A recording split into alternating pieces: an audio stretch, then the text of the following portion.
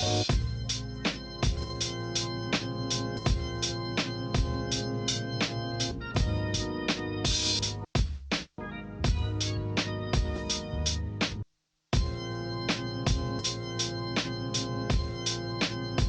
Wannabes episode 14 of season 2. My name is JD.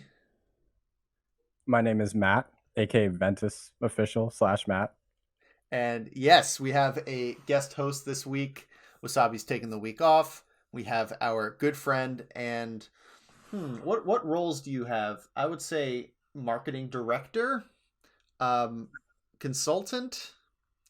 Well, now that you say marketing director, that's what I'm going to put on my resume for this. There you go. Bada bing. So yeah, I help with marketing essentially. Yeah, Matt's helped us kind of, especially with season 2. He's been a huge help with kind of getting our ideas in order, introducing new ideas, and helping us with execution. So we're happy to have him on because I think he shares our like philosophy on a lot of things, on our sensibilities, and our kind of he has his own unique temperament that adds a good mix too. He's not quite Will or I, so that's a good thing too. So yeah, well, first off, how you doing, man? Just catch up. Oh dude, I'm doing well. I had to do a bunch of tax stuff today, so that wasn't very fun, but besides that, just ate. Everything like projects, all the projects are doing all right. Mainly just managing like adulting things is probably the hardest thing for me right now, but it's going pretty smooth, or it's going smooth enough, I should say. Yeah, you just reminded me that I need to do taxes soon, so appreciate that. Yeah, I totally feel that. I think for me as well, this has been a fine few weeks. There's always kind of the balance of like work and how do I feel, like health and responsibilities and all that, and then everything else kind of, at least this week, has been a secondary thing. I've been finding time to stream, which is cool. Getting into that, just sort of like, can I find time for 2 days a week? And it turns out it's not that hard if I just don't have expectations at all and just roll into it easy peasy. But yeah, what projects in particular are going well for you? Mainly the Apex stock stuff with Walt. So for those who don't know, I also help turn down for Walt with a lot of his stuff. That's actually the reason why I work with Will and JD, the Wannabes, is because Walt recommended me to them. So shout out to Walt. But that was definitely like a big, I don't want to say stressor. It's just been like, it was such a big project, I guess, and we'd been working on it for so long. I say we, but Walt really did the majority of the work. And at the same time, when we were like putting out the merch store, and the merch store, the views for the Apex video, I feel like were decent, like they're fine. But the merch store did like way better than. Also, one of my old friends, so my tag Ventus official is because I used to sell merch called Ventus official. And I'll send you a picture, JD, later. I found a new hoodie from like way back. But I got him to like help with making the store and stuff, and so it was weird. The Apex video, I felt like had more pop-off potential, but it was more average. But the merch store was doing really well, and PPMD was like reacting to it today, so that was like really cool to see. Yeah, Walt doesn't his work doesn't scream like necessarily needs to be like instant hits. Like his work stands on his own for so long because it's not it's not topical, it's not like chasing trends, it's like just good solid documentarian work. And so that sort of stuff always has legs. Like people are going to be watching the Axe doc. I haven't seen the Apex doc yet, but I if it's as good as the Axe one, I'm sure it'll be just a consistent like landmark project for him. Shout outs I to think Walt, man. It's so sick. I think the Apex video is a good degree better than the Axe video. But yeah, we have those conversations all the time. I also have them with you and Will. But it's kind of the idea of like, even in a world where those videos underperformed, I think that it's also like who's watching them. So it's like, oh, maybe it'll give him more opportunities to work with other people in the future. Or even like what you're talking about is like when, and this has been like a theme on the Wannabes podcast, but you've been doing this podcasting thing for a while. And then, oh, what do you know? Like there's maybe an opportunity for you to do something at work with it and whatnot. And like it opened the door for you to do that project. So I don't really think like numbers are super important, because even if things don't work out, it's not like an all or nothing game. You're gaining all these skills in the process. And like I think a lot of the time things happen, like things don't normally turn out the way you think they will, or sometimes the way you even want them to, but they might turn out even better in a different way, because it's like, oh wow, these are like really transferable. Or it's like, I mean, I was having this conversation with you where it's like you figured out the parts where you're like, I really enjoy working on these specific parts about with the podcast, and I really don't enjoy, I know kind of that I don't enjoy doing that part. So it's like you can kind of like move and figure out, it's like, okay, I like this part, I don't like this part as much. So Yeah, to be specific, and this is a topic I want to hit. So if you're willing to kind of transition into this specifics of like, yeah. So for on Walt's side, he's probably a little. He's probably interested. I'm speculating, so please stop me. But like, mhm.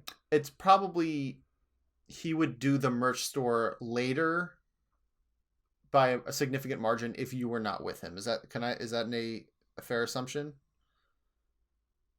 Like you are someone that helps that side, like that aspect of his of his projects, his channel. I am, and that's true. Probably you're right, but Walt usually comes to me with like, that was also something that he talked about too, is like setting up merch. It's more about like figuring out the timing for it. And but yeah, like, because also there's other benefits even from the marketing side, right? Like let's say he sold no merch, right? And we are not planning on getting any merch sold. It's doing way better than we thought it would. But let's say even if it wasn't profitable, the idea for Walt's channel is that he all his work looks really professional, because it's just really well made. Especially at this point, he's just getting better at production. Mm-hmm. And having his own website with his like it, I think it just increases his branding anyway, because it's like he has his own like professional website, and it kind of adds to the professionalism. But it's also just doing really well. Like I think that people tend to want to support, and instead of like Patreon, it's like, okay, I want to like get a hoodie or something like that, just because it's like it kind of means more to them. Right.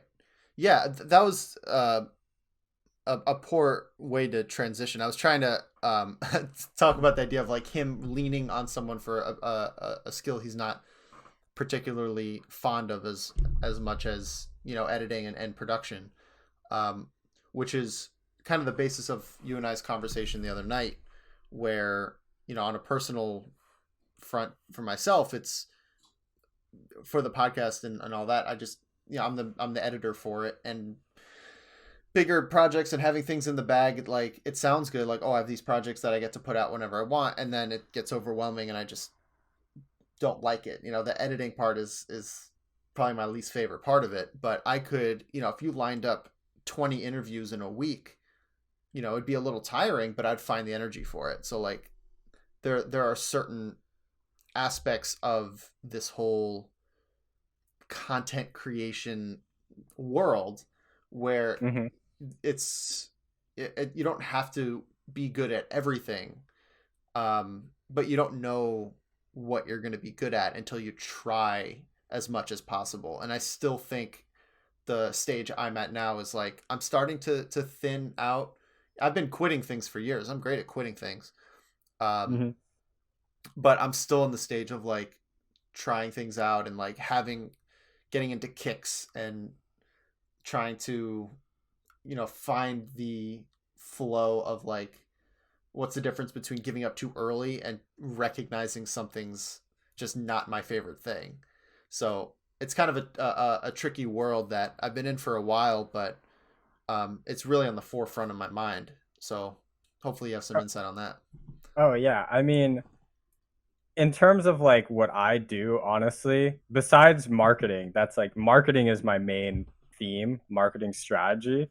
But I feel like a big part of that is also helping, like when you have a YouTube channel and things like that, it can, and you're like so attached to it, it can be very overwhelming in terms of like, okay, if something underperforms, it could feel really bad, or even if it overperforms, that can feel overwhelming. Or like sometimes in terms of like, oh, am I like self-sabotaging my marketing here? Like there's so many like questions and like things that kind of like can be hard to see. And so I feel like honestly, my real role in everything, including with you guys, is really just trying to help untangle things, like mentally a bit, and then also be like, and like just try things out and like kind of like help. It's kind of like that situation where if I had my own YouTube channel, I feel like I would fall into a lot of these traps. But like since I'm out a little bit removed, it's easier for me to see. And that could go from like either talking about how production is going to go. Like for with the Wannabes, we talk about like how we want to schedule things all the time, and like project and workflow, to like to just like opinions on like, hey, is this an opportunity that's worth doing? Like working with everybody is completely different. Like when I work with Walt, we are working on like a very micro level. Like if he's going to put out a tweet or something, he'll run it by me, or like all of it, mainly just to get opinions. Not like, it's not like I'm like fucking telling him what to do. It's more of like just advising. I would say I'm more of an advisory role in marketing than anything. Like I don't like to be like, do this, don't do that. I will give suggestions, and if I think that it's like completely self-sabotaging, I will, like there are times where I'll be like, this is probably not, I'll like put my foot down a bit, but I've almost never had to do that. And so it's been cool. It's been fun working with like all the different people, especially this project, the Wannabes, is super interesting to me. So Well, anyway, that's sorry for the tangent. no, that's good to hear. And I think, yeah, I think one of the things that we've always had as one of our main tenets is kind of the idea of self exploration, and that we've never been one to be a like source of real knowledge or truth or understanding even. And Hmm. a lot of what we talk about is just in real time trying to just figure this shit out of like why is this so hard, like why is it difficult to pursue things we want to pursue and to be successful and to be happy. And through the lens of Melee is almost unrelated sometimes because you're not the most experienced Melee player, you haven't been playing forever, but the core tenets again just still are something that we could talk about for so long, right? Hmm. And it's difficult sometimes, especially with this like creative landscape we're in, which is so different than even 10 years ago. Not just the internet existing, but just the amount of successful people making careers on the internet. It feels like, oh, anyone should be able to do this. Why can't I do this? What's wrong with me? Hmm. Rather than like a real acceptance of like, it's not going to work even if you do everything right sometimes, because it takes a bit of luck as well. So having an outside perspective to kind of guide you, be like, no, you're doing things well, like things are going, there's nothing wrong with not having the numbers or not having the money come in or not having like the freedom and blah blah blah.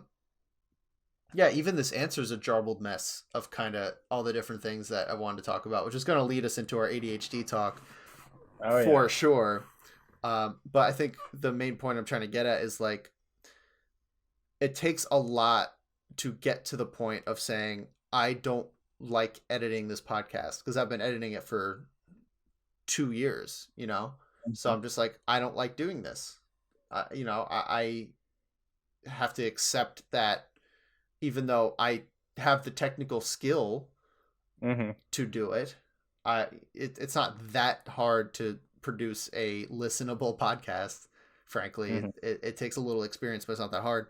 That doesn't mean I want to do it or look forward to it or whatever.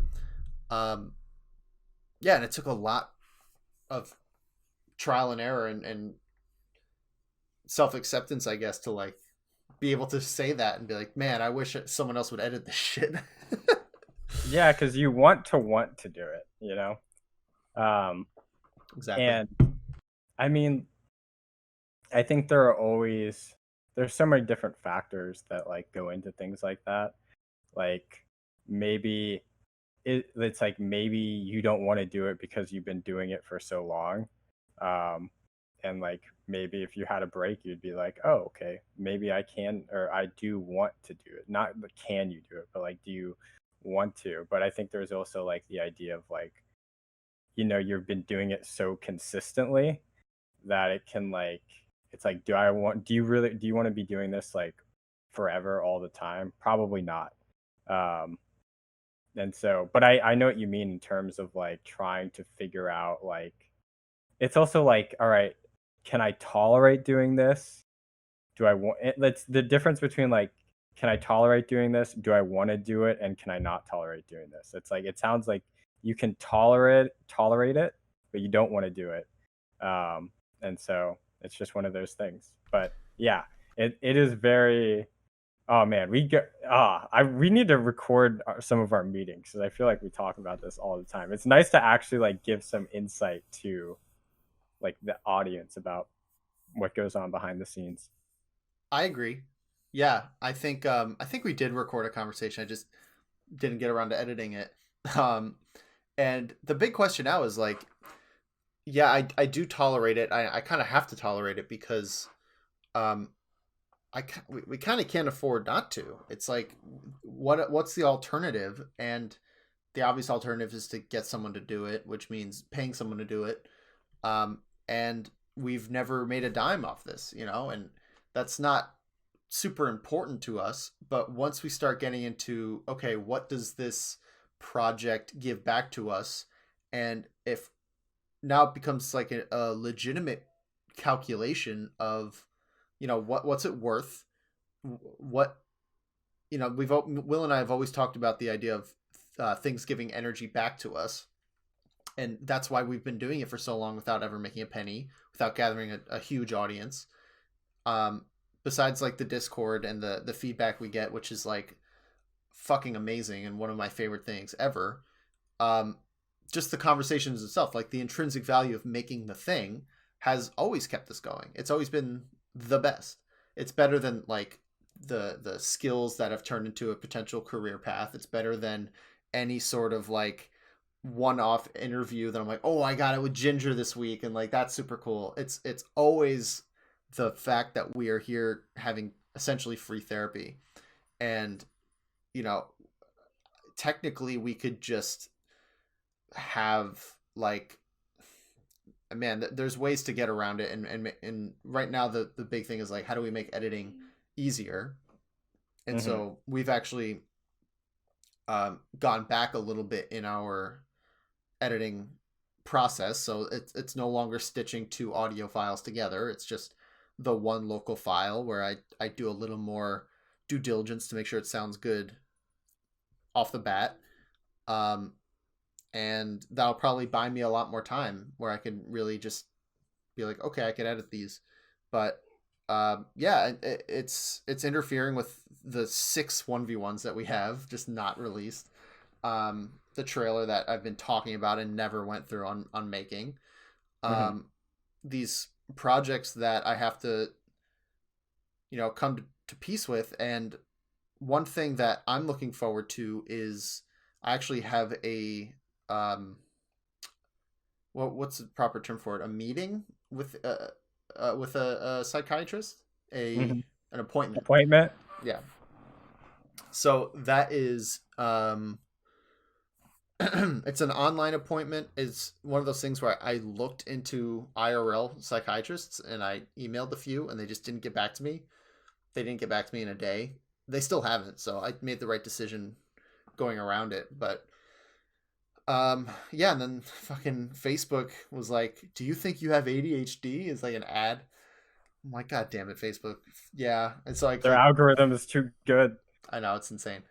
And yeah, so I clicked on it and actually went to that link's competitor. So not the link I clicked on, the exact opposite of what their ad was trying to do. Um, and set up a thing. I'm like, all right, let's see what happens. But yeah, like I talked about last episode, that Matt you haven't heard yet because we haven't released it because I hate editing. Um, it's one of those things I've been looking into for I guess 2 weeks now, Mm-hmm. as something that, like, oh shit, the symptoms they are talking about have been things I've been kind of struggling with my entire life. Like I've been losing coats and soccer balls and personal and backpacks and all these things since I was a little kid. Didn't really pay attention that well. I can't hold. I'm surprised I can hold a conversation with you. Probably because I go on these long tangents, and then I feel guilty that I listen really well after. Um, all these things, I'm like, shit, maybe I have this thing. So that's what I'm looking forward to. And maybe if I can get some sort of treatment, some guided coaching, or even um, pharmaceuticals, I'm open to. Then maybe some of these problems can kind of be addressed. And so that's kind of a big thing coming up, slash rant. Yeah, no, that's exciting. It's very interesting because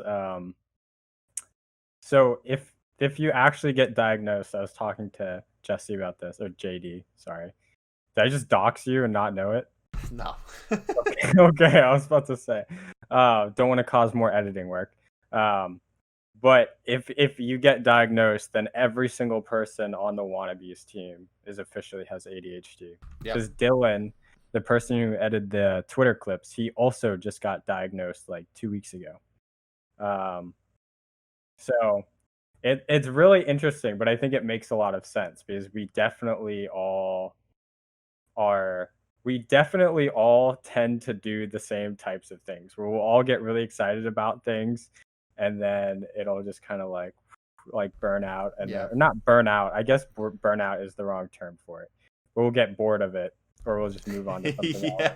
Yeah. It won't be exciting. And then we get re-excited and then but at this point I feel like the Wannabes podcast, the episodes are so consistent that I feel like that's going to start playing to our advantage now because the episodes are coming out regularly on a consistent basis. And it's like, okay, if you're going to get really into this one thing for like 3 or 4 days and you want to make content about it, you're allowed to do that. Like you don't have to be consistent with all your series. Like the podcast is already consistent. So if you want to add some novelty to the content itself, I think that can be like really cool. And it's like there are definitely benefits from being dynamic, especially in content creation. The hard part is just like it's kind of talking about problems that you were earlier. It's like, do I want to, like, what parts of it is hard to be consistent? And then there are also things of like, well, like Dylan has ADHD, but he gets super into editing. Although he gets into editing in bursts too, like in sprints too. Right. And so, but like when he's into it, he's like he's like just in the zone. I don't know how to explain his Hyper editing. focus. Oh yeah, he's definitely hyper focused. Yeah. So I don't know. I think it's really cool. I think it's exciting, but it's always like balancing out those things and like figuring out strategies on like what works best for you and me and Will and everyone, because everyone kind of, we all work somewhat the same and completely different in different ways, and it's super interesting to me. Yeah, I think it's kind of been this weird guiding light of I'm trying not to get too deep into the rabbit hole of, what to do when you have ADHD. I'm still really trying to hone in on like, do I think I have it? So, making sure I'm not putting the cart before the horse here and self-diagnosing and all that stuff. But again, yeah, finding strategies I look back on parts of my life. I mentioned this in our last call, but I'll say it again for the recording here. I found one particular strategy, which is to have a whiteboard. And this is something that came up on a YouTube video. I don't know the exact source, but it was about ADHD. And instead of having a schedule of what to do, where you're like, all right, 1:00 to 2:30, blah, blah, blah. It's just at the end of the day, what did you accomplish? And it's just marking it down. It's like, okay, I went on a mile jog, or I cleaned my desk, or I showed up to work on time, like things like that. Which with your TikTok series, I think is really something you would resonate with, where it's just, it doesn't matter. Just write down your successes for the day. And sometimes it's like, okay, if part of it is, and the point of this is that I did this years ago in college, where I, for whatever reason, to the T, did the exact strategy of things I wanted to do each day and would mark down at the end. And a lot of times I would get to the point where I would mark it and I'm like, shit, I didn't exercise or clean today. And it would be like 1:30 a.m. and I would do my push-ups and I would sweep, and I'm like, swept, did push-ups, bam, So, and I've been talking about it now, and I have the freaking whiteboard. Where's the whiteboard? Where are you, whiteboard? I think, you can see it. Bam, right there, right in the background. Yeah. Mm-hmm. Right in the background. So I really should just get up. I don't have a marker. I'm gonna buy a marker.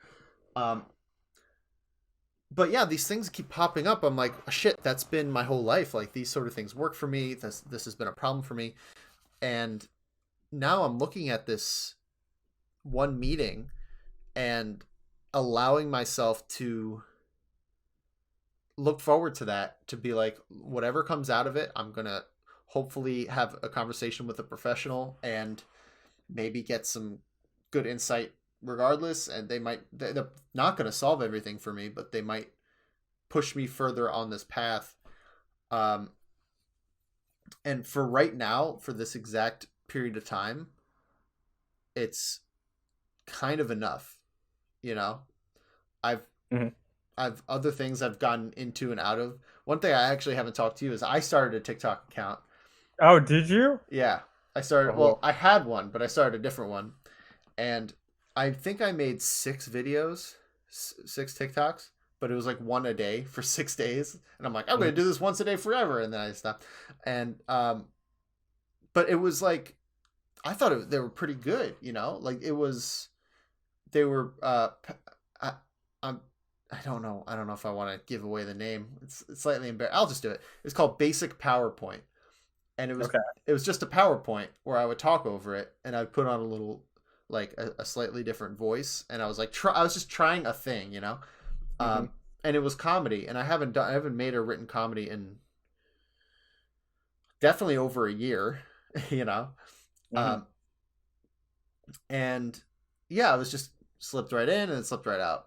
And I guess part of me is kind of getting tired of this cycle, and so I'm hoping that this is kind of like a potential diagnosis could help me understand all this more.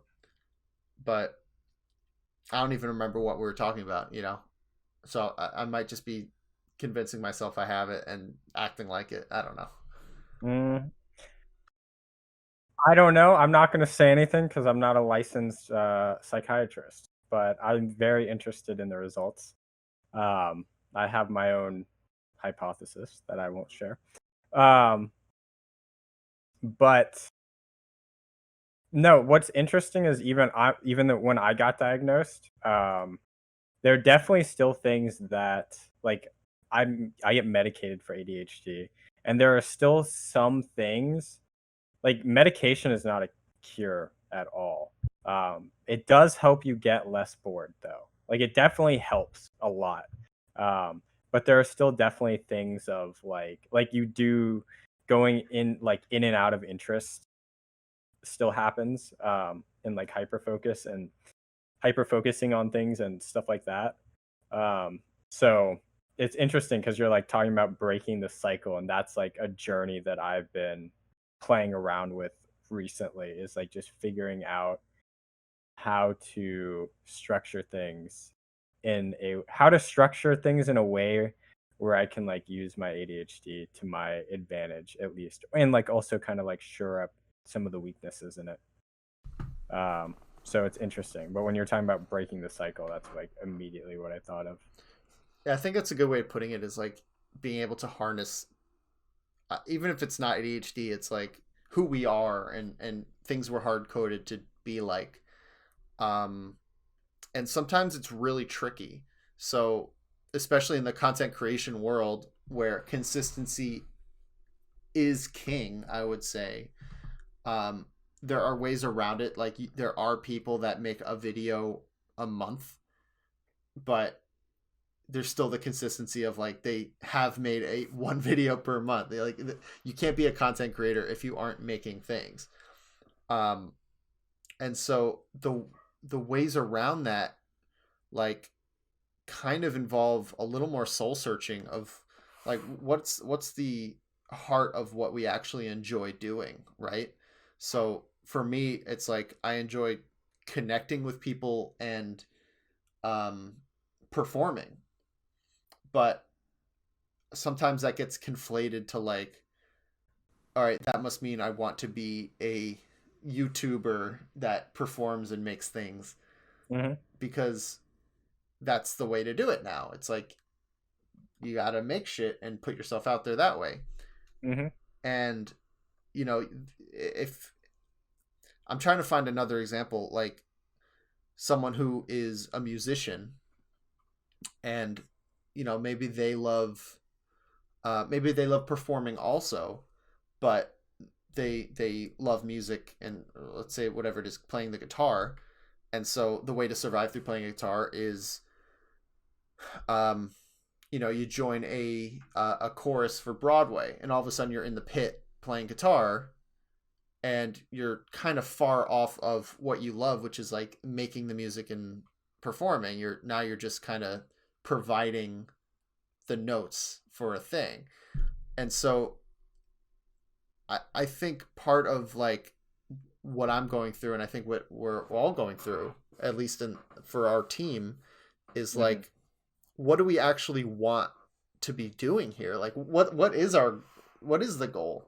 And trying to revisit that as often as possible and really hammer it home, because that really does involve trying a lot of things and then kind of dropping them and saying like, all right, that wasn't it.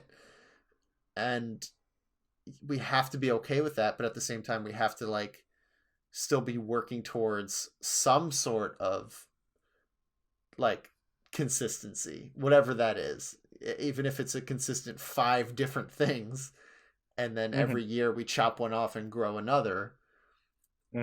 That is still a, you know, it takes a lot to get to that kind of 5 crop orchard, you know?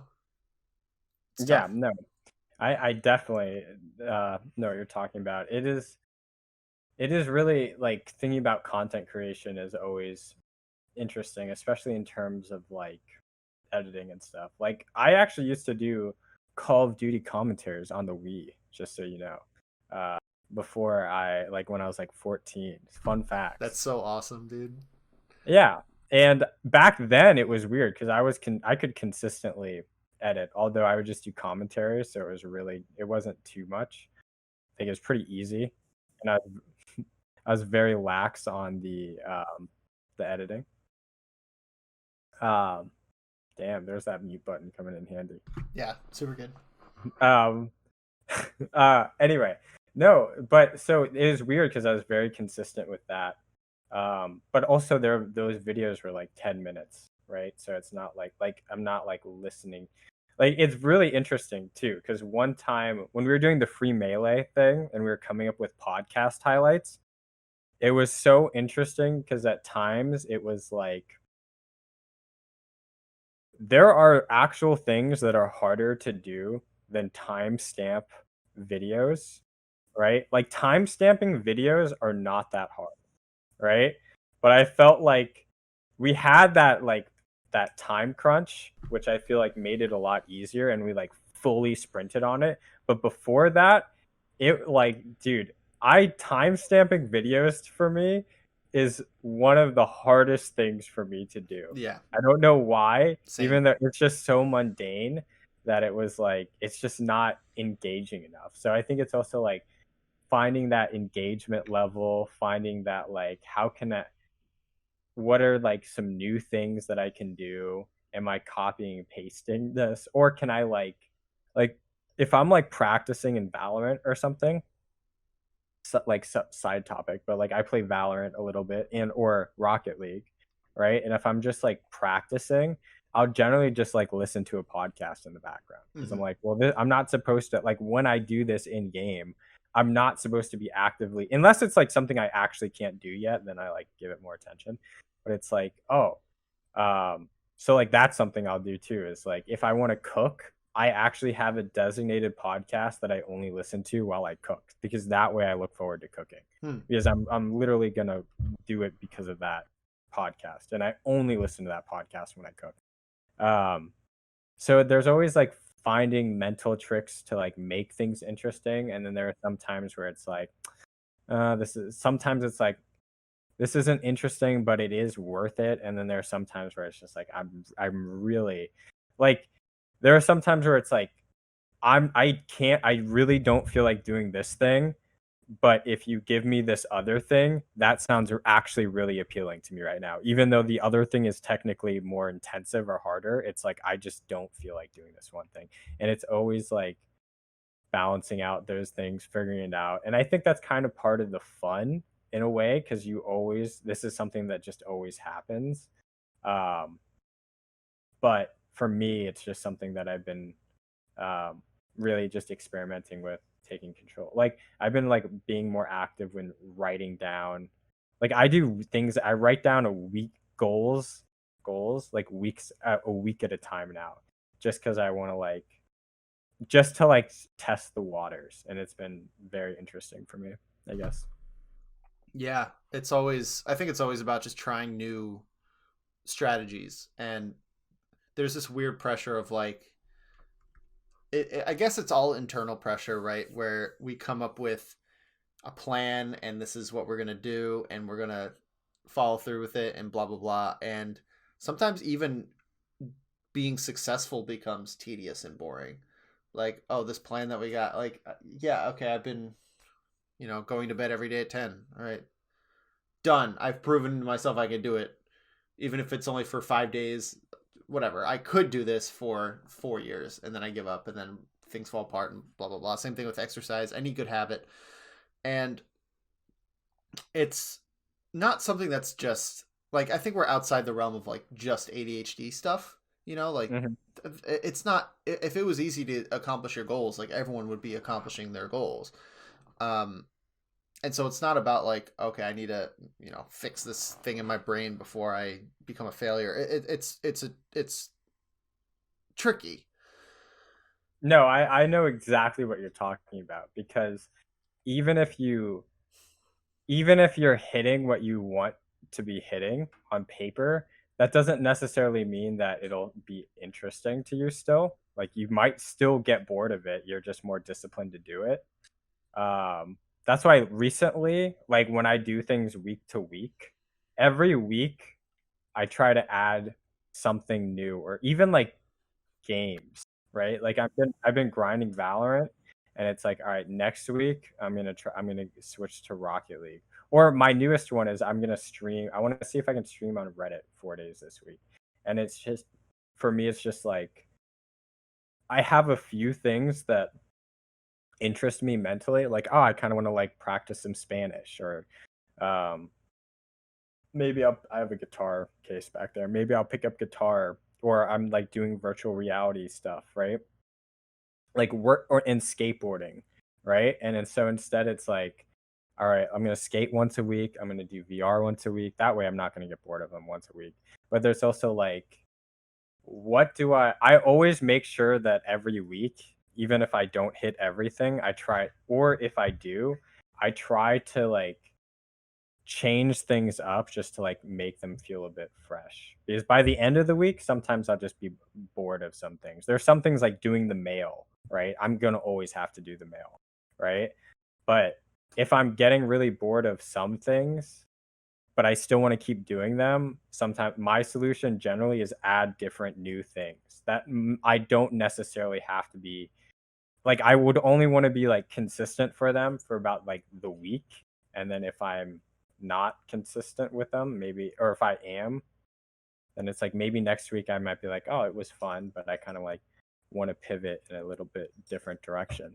And that to me, that's how I've been solving that problem. Because it's like, even if you're doing everything you want to hit, to me, like adding some novelty definitely like makes things keep feeling fresh. And there's always going to be that cycle where you're like, you feel anxious or bored, or just like whatever. But generally speaking, after that, that's kind of the fun part, is that there's always something after you get that wave. There's always something that like gets you excited. Like for you, you got into stocks, Yeah. and like your music thing and streaming and like things like that, right? And Right. it's like, how, for me it's like rotating those things, but like how can I rotate those things where I'm like not losing skill too much, like I'm still somewhat improving, but I'm not like just making myself bored of it. Even like the TikTok things, like sometimes I'll be like, I'll do it like 2 or 3 days, and then I'll like get bored of it, and then like 2 days later I'll be like, oh, I can do this again. This is fun again. It's interesting to Yep. me, like all the different cycles. Anyway, sorry for the ADHD tangent on ADHD. No, trust me, I love tangents. That's my whole thing. And I think what you got me thinking about was kind of the value of that energy. We've gone through a lot of different conversations about it. Like, what do we define it as? Like, how do we treat this cyclical nature of our brains, and be realistic, but also apply self-love? And we've talked about like sprinting, we've talked about waves,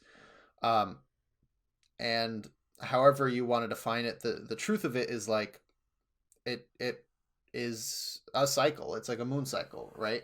And so when it's at its full moon, you have to be willing to transform into that specific werewolf and just capitalize on whatever it is. So I'm thinking of like, all right, what would be a life that I could be excited about? And it has to be, I love how you're talking about setting like 1 week at a time goals, because if I were to apply that to like an ideal life for me, I'm into 3 things right now. I've really been into not just stocks, but like personal finance and setting up.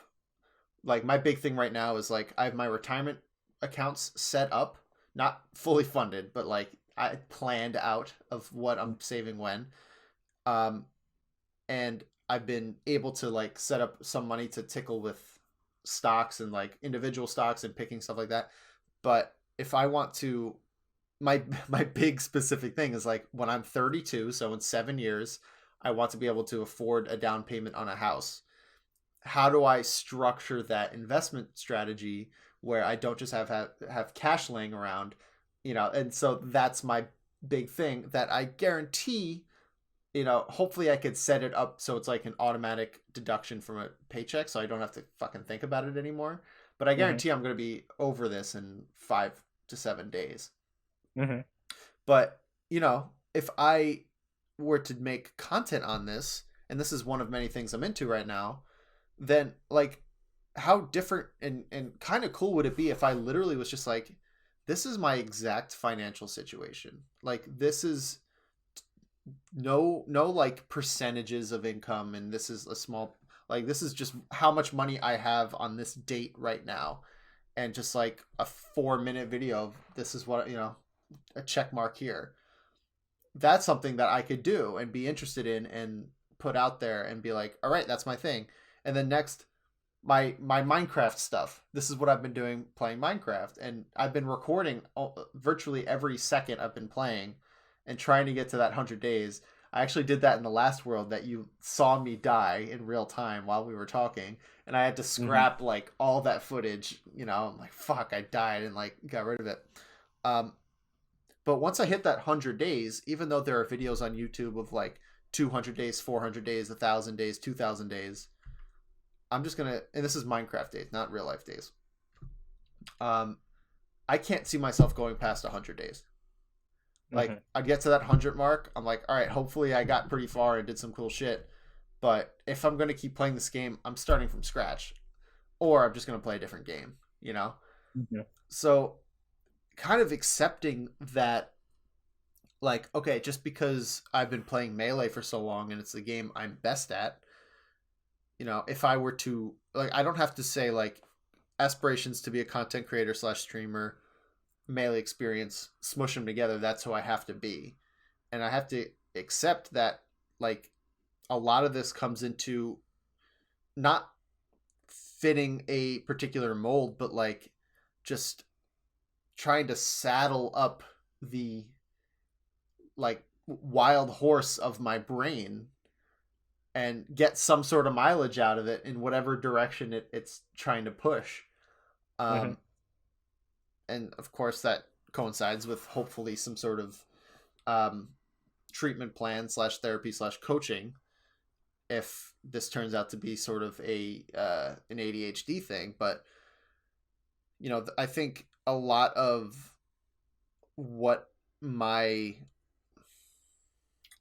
going to say depression. I'm not super depressed. Everyone's a bit depressed this past year. So but I would say a source of, the depressive bouts that I tend to get are from, in one way or another, being a little hard on myself, of failing, of dropping things, or of like coming up with a plan and then not following through on that plan. But, I'm trying to attach a steering wheel to a dolphin, and really I need to treat, it's neither a car nor a dolphin. It's a horse that needs a saddle. And so that's kind of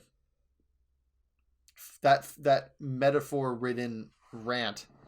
If I could actually follow through on some of these ideas and come up with less plans and more just markings of accomplishments, then shit, maybe I can actually come out of this quarantine with like some real personal growth. Wouldn't that be an Iron Man emerging from the cave story? I'm into Marvel a lot too, if you didn't know. Actually, all right. So actually, I want to play on that concept a little bit. Okay. Of follow through, because this is also something that I struggle with a lot. Obviously, ADHD. Have you tried? This is gonna sound weird. This is something I've been doing recently. Have you tried adding? This is gonna be weird. Have you tried adding more things? I don't know what else I could add. There's nothing else. Like, when I'm interested in something, I just do it, And so I think in terms of adding things, I don't think that's a problem. I don't remember the last time I was interested. Like, I'm super driven by impulse.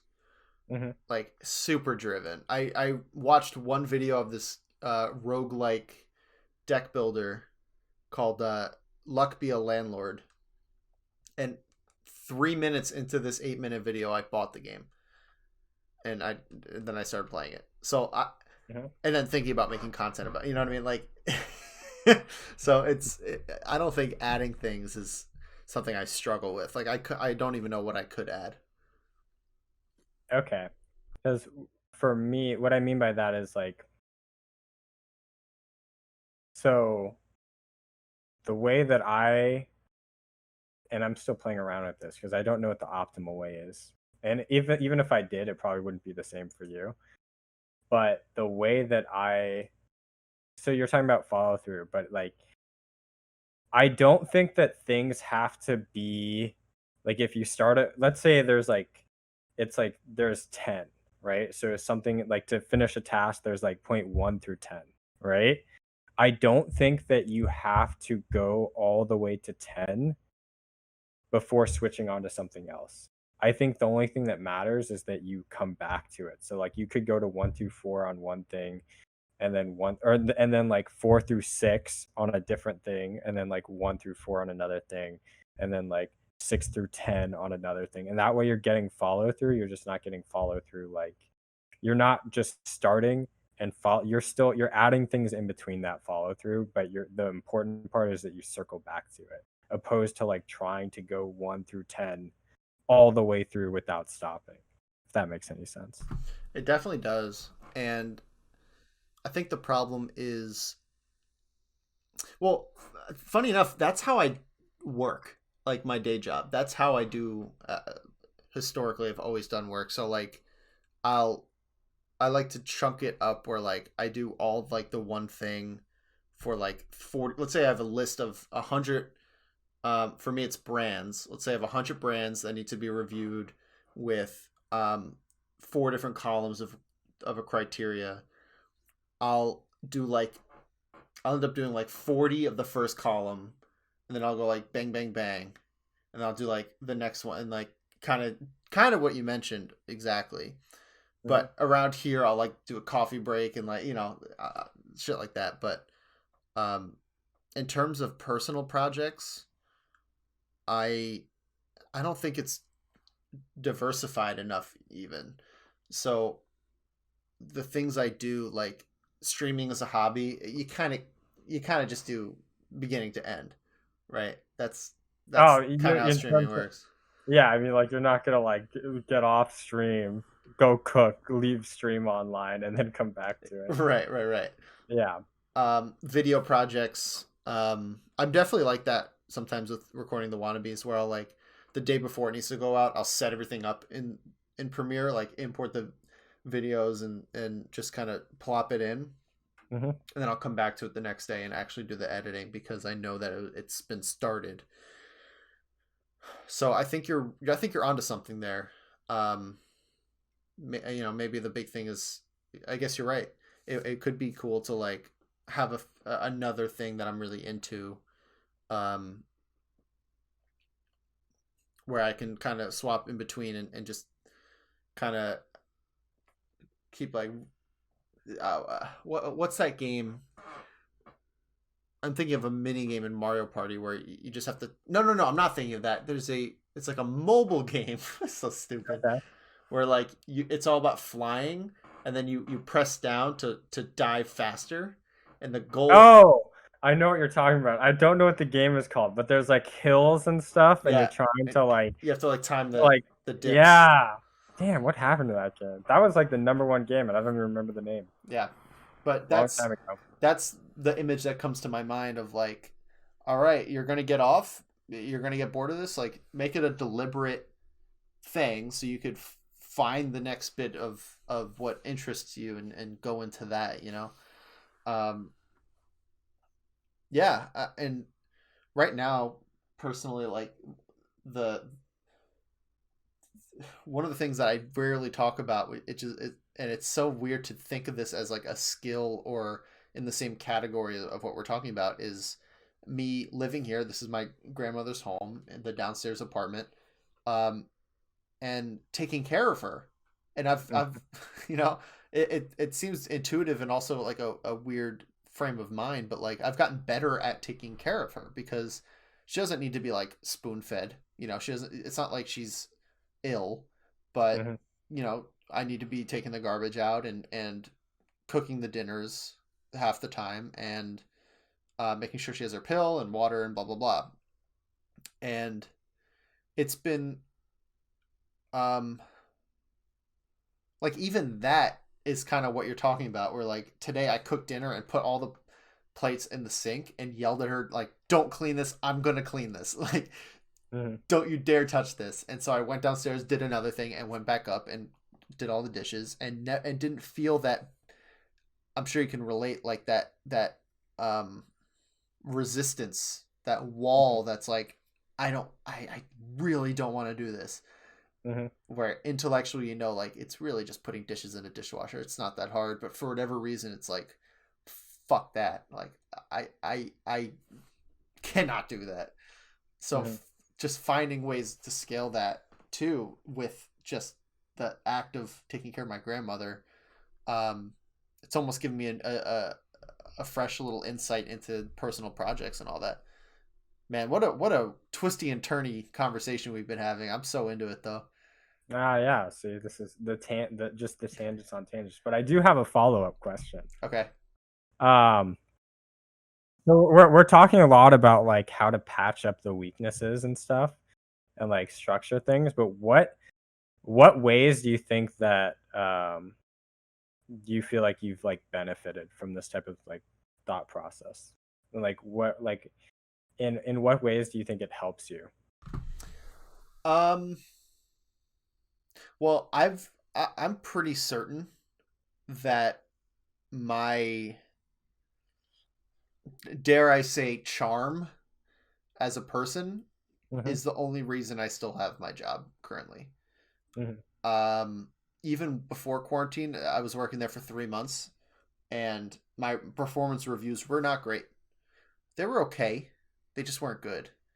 And then quarantine happened, and my performance took a nosedive. Just terrible work from my end.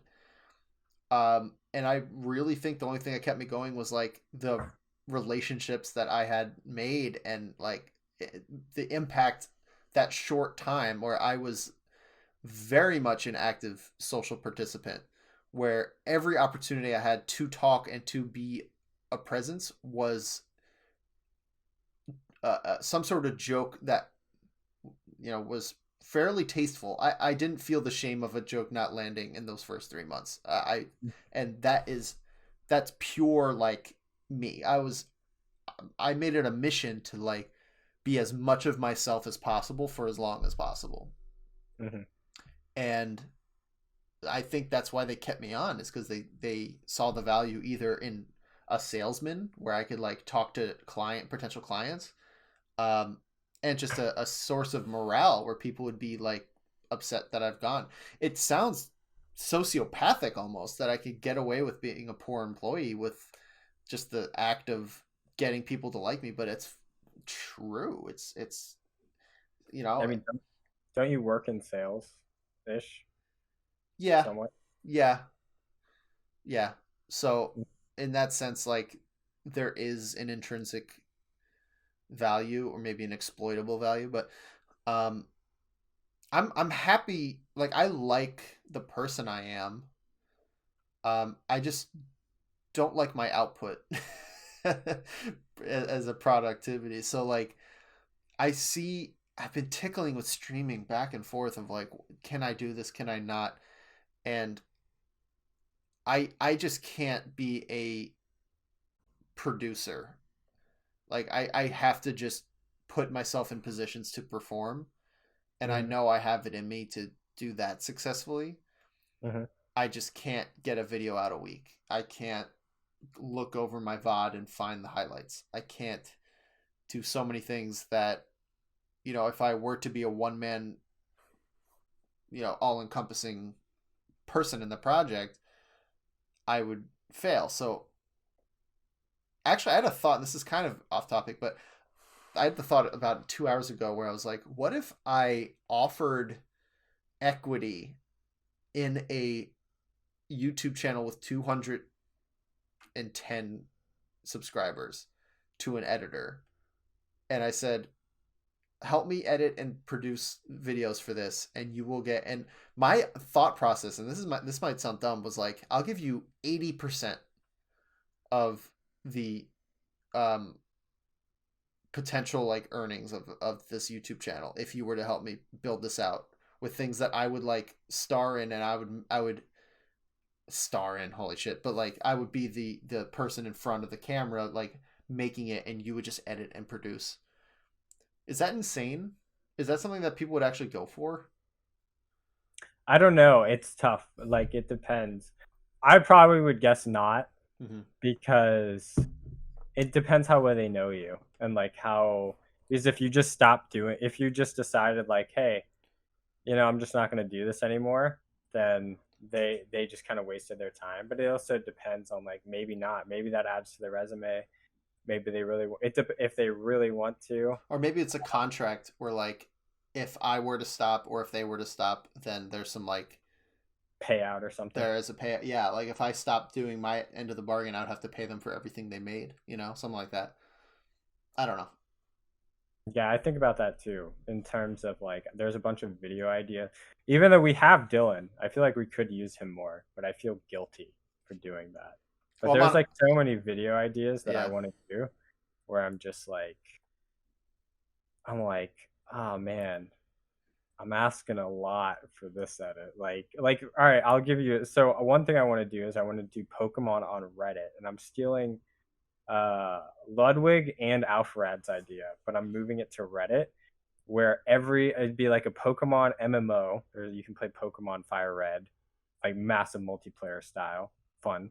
But every 10 upvotes I get on my Reddit live stream, I would delete a Pokemon or something. And then I'd want to make that into YouTube content. But like, it's like, dude, sifting through that footage, I almost feel too guilty to like pull the trigger on like making that a YouTube video.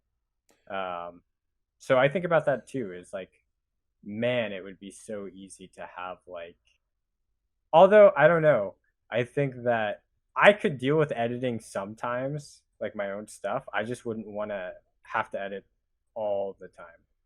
If that makes any sense. I would rather take turns or not do it at all. Yeah. No, it would have to be. I mean, that's the tricky thing. That's kind of the catch-22, is like, in order to get an editor, you need to have someone who believes in your product. But in order to get a product, you have to edit it. So there is like, even if eventually I would like to not edit my own stuff, I have to. Like, there's no other way around it. I have to edit videos and make shit. And then I'm like, unless you want to pay for somebody. Unless I want to pay, but then am I really going to sit here and calculate like, okay, in order for this side project to maybe the goal is to become profitable? Okay, so how much money am I going to put into it? Oh yeah, if your goal is to make it profitable, that probably isn't realistic. Yeah, if so you're you know going what I mean? at that from the start. But I don't know. I think like what's interesting for me is like, so editing that Pokemon video of like, oh, I'm gonna do like 10. I want to like do this Reddit stream and like edit it and make it into a YouTube video. That to me sounds awful.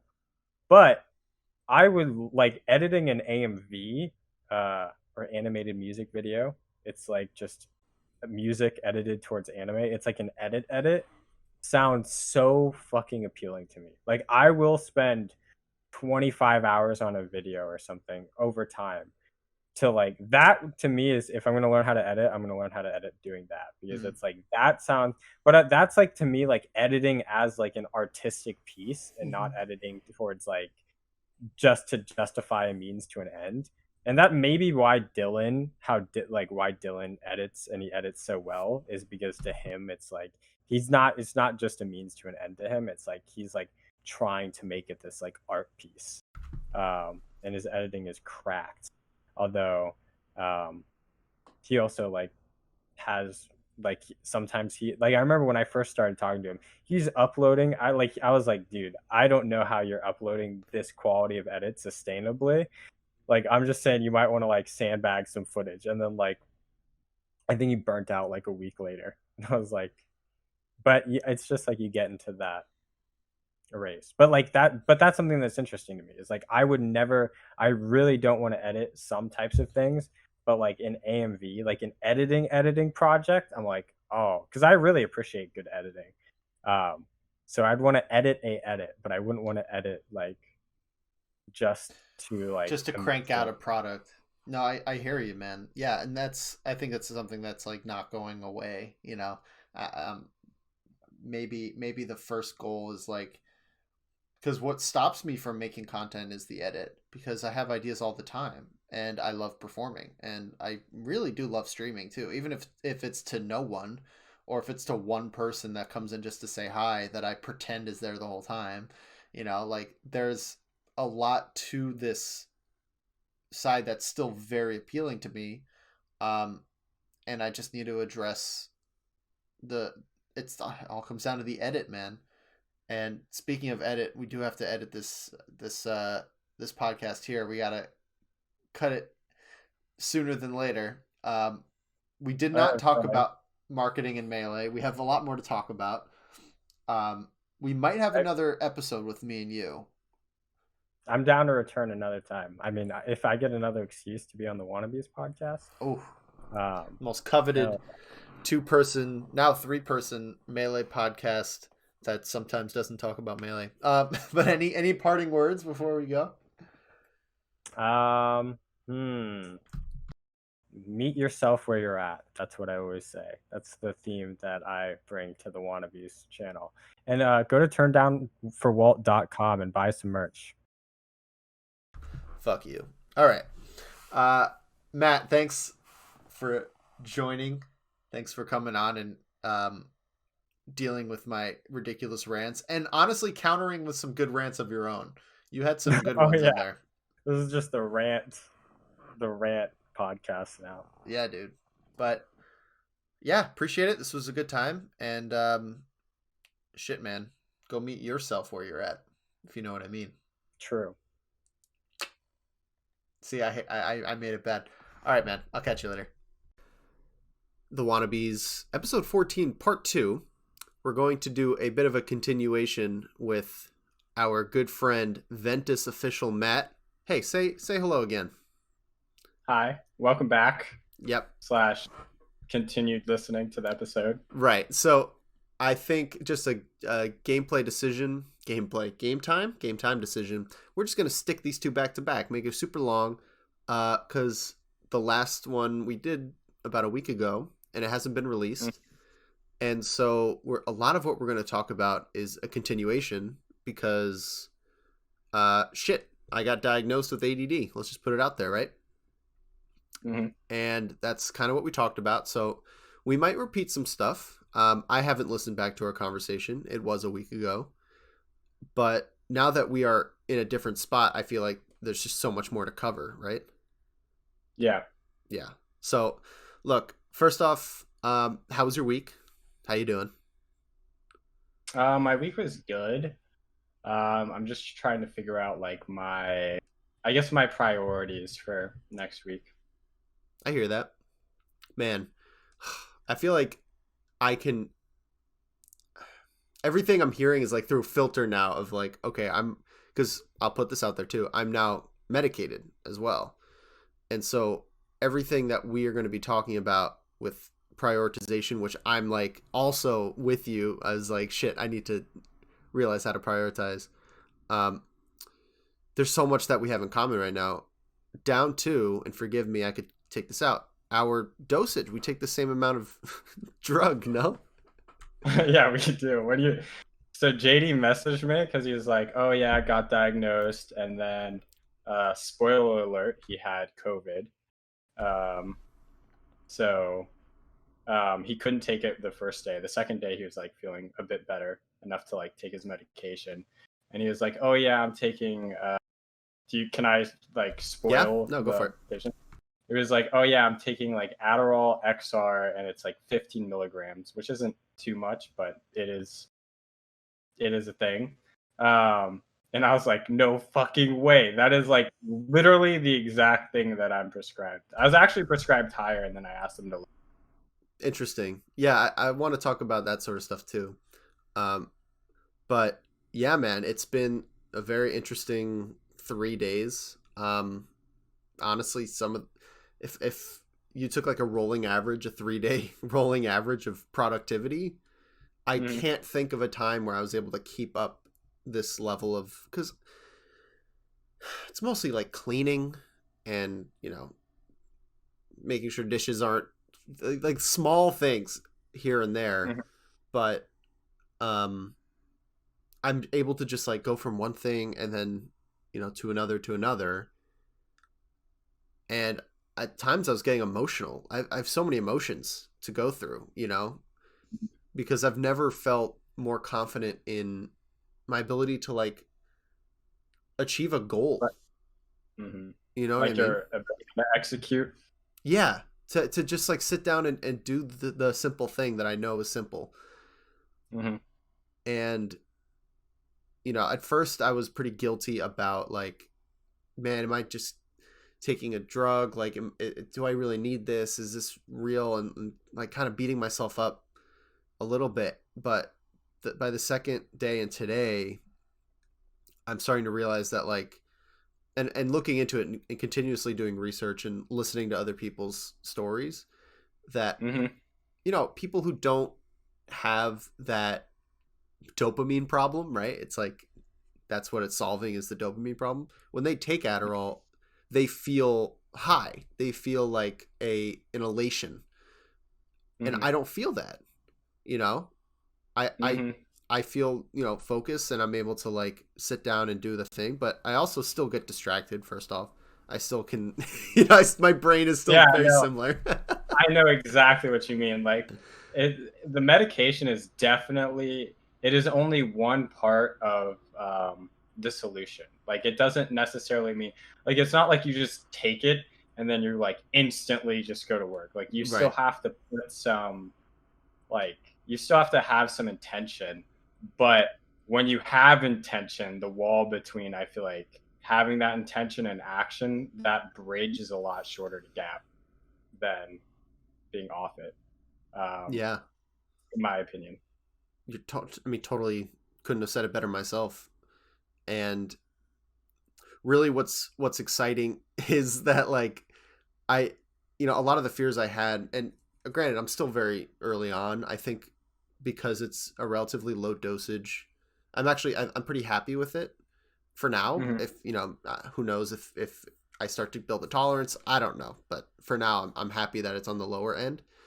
Mm-hmm. um Overall I still feel this like the same person, which was a big fear I had, that there's the stigma of you turn into a zombie, or you like lose your creativity, or blah blah blah. And it took actually a little adjusting to realize that I was filtering a lot more thoughts than I used to.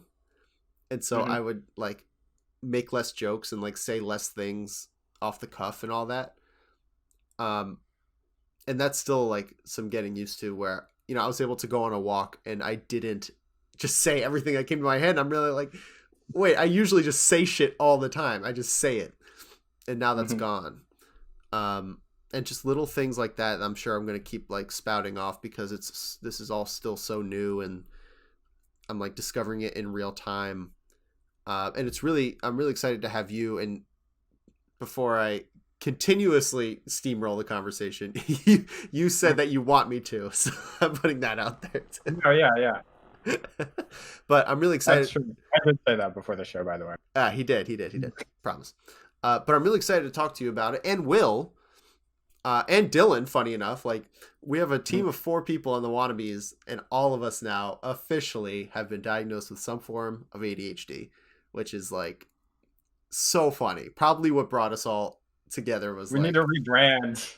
I'm well, if it's not a full rebrand, it's gonna be like a spin-off, or something, because Mm-hmm. I'm not only am I ready to like be very open about my entire experience, because shit, I only have one shot at like documenting where I'm at right now, so I'm Mm-hmm. so ready to just talk about it all the time, and it's also all I'm thinking about. um but also now I'm like able to make more shit, you know and Mm-hmm. fuck, I made, like, I'm not nervous about this episode going out. I know I'm going to take care of it like tomorrow or Tuesday, and I'm excited to like just sit down and be like, all right, done. But you know those episodes we had in the bag? I put together a compilation. It's finished. It's exported. It's done, of the 3 commentators and all the questions I asked. And I'm like, fuck, this is a pretty good video. You know what I mean? Yeah. So I'm just ready to like push forward and to like reevaluate all the little sandboxes that I had built and abandoned, and I'm ready to like refill it up with toys and with sand, and be like, you know what? I'm gonna play over here for a bit and like actually finish building a little castle, and then I'll go over there and like, all right, let me actually excavate. You know what I mean? It's it's cool to revisit the things I used to care about or have always cared about, but now with a little more like backbone to it. I'll take a step back. Like, what are your thoughts parsed through all the bullshit I just threw at you? My excited bullshit. I mean, I know what you mean. I got diagnosed when I was 18, and then I was on my medication for like 2 or 3 years, and then I went on antidepressants, and then when that happened, they took me off my medication, and then I stopped taking antidepressants, and I just had nothing for like 2 years. And then I got represcribed last year, and then I was like, oh my God. Wow. That's right. It's pretty great. Full off. That sounds tough to be fully off. You definitely get used to it. Like, it's not, and also for me, there are definitely times where it is healthier for me to be off my medication. Mainly because, and I should probably talk to my doctor about this. For me, it is like an appetite suppressant, and it makes it much easier for me to forget to drink water or something like that. And I will like neglect eating or drinking sometimes because I just don't crave, like I don't feel that like craving as much. And if that happens, then normally I want to like be off my medication and then kickstart my appetite and then go back on my medication. Huh. Okay. So you have some like kind of workarounds to the side effects and shit like that. Yeah.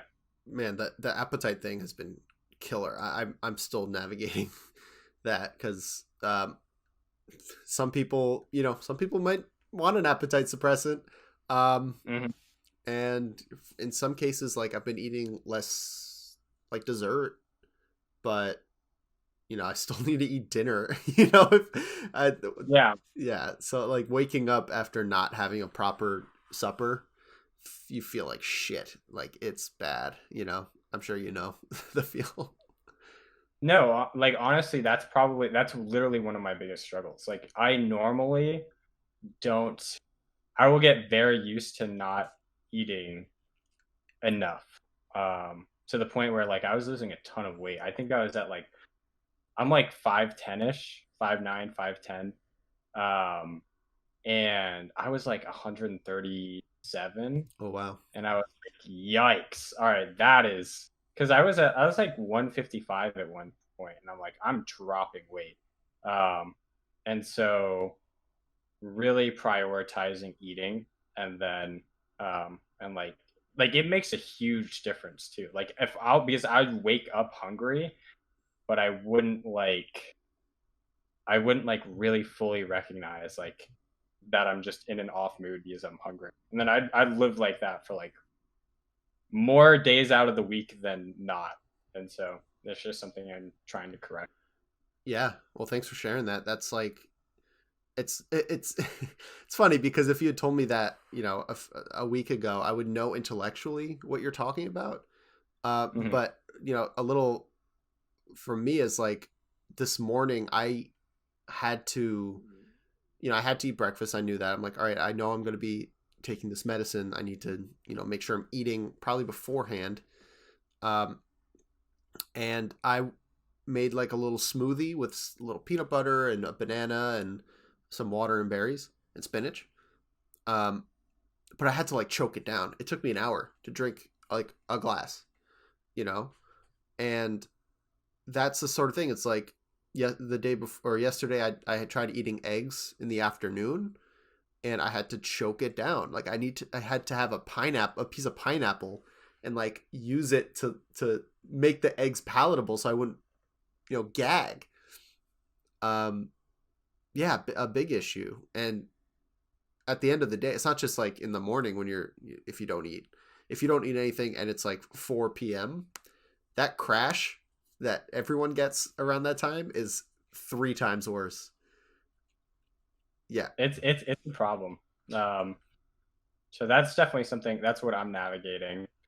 Also, it sucks as my sink is broken right now.